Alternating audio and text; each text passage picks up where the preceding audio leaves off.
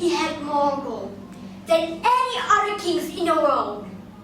He grew so fond of his gold that he loved it more than anything else. Even his only daughter, married gold. His one great wish seemed to be for more and more gold. One day, a beautiful fairy stood before him. She had wings on her cap and on her feet. In her hand, she carried a strange-looking wand that also had wings. Midas, you are the richest man in the world, said the fairy. There is no king who has so much gold as you. That may be. As you see, I have this room full of gold, but I should like much more. For gold is the best and the most wonderful thing in the world. Are you sure? Asked the fairy. I am very sure, answered the king. Then the fairy asked, if I should grant you one wish, would you ask for more gold? If I could have but one wish, I would ask that everything I touch should turn to beautiful yellow gold. The fairy smiled and said, well, your wish shall be granted. At sunrise tomorrow morning, your slightest touch will turn everything into gold. But I warn you that your gift will not make you happy. I will take the risk, the king replied with a big smile on his face.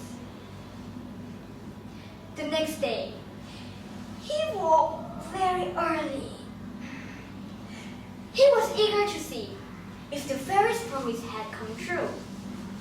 As soon as the sun rose, he tried the gift by touching the bed lightly with his hand.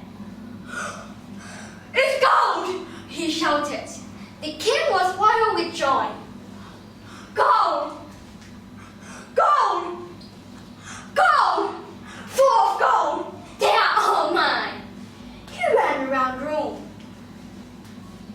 touching everything he could see, turning them all into shining yellow gold.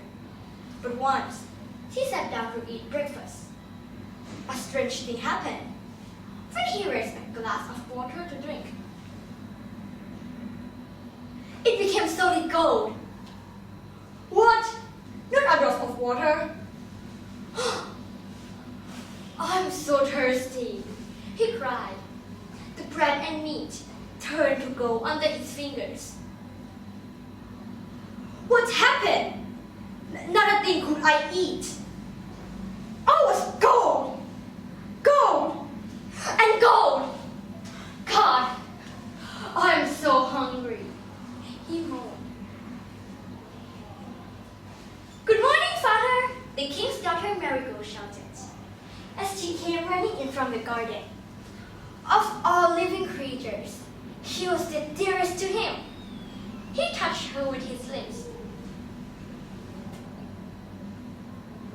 At once, she was changed to a golden statue. No, Marigold! A great fear crept into the king's heart, sweeping all the joy out of his life. He called upon the fairy who had given him the golden gift. Oh, fairy! He begged.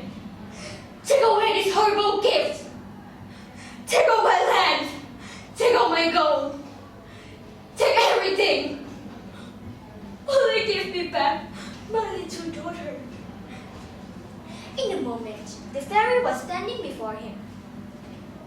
Do you still think that gold is the greatest thing in the world? Asked the fairy. No, no, cried the king. I hate this yellow stuff. Are you sure that you no longer wish for the golden touch? The fairy asked. King Midas answered with tears.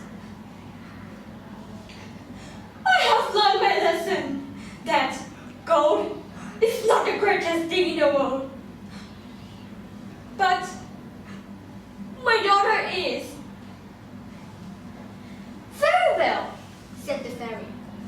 Take this mug to the spring in the garden and fill it with water. Then sprinkle those things which you have touched and turn to gold. King Midas took the mug and rushed to the spring. Running back, he first sprinkled the head of his dear little rose.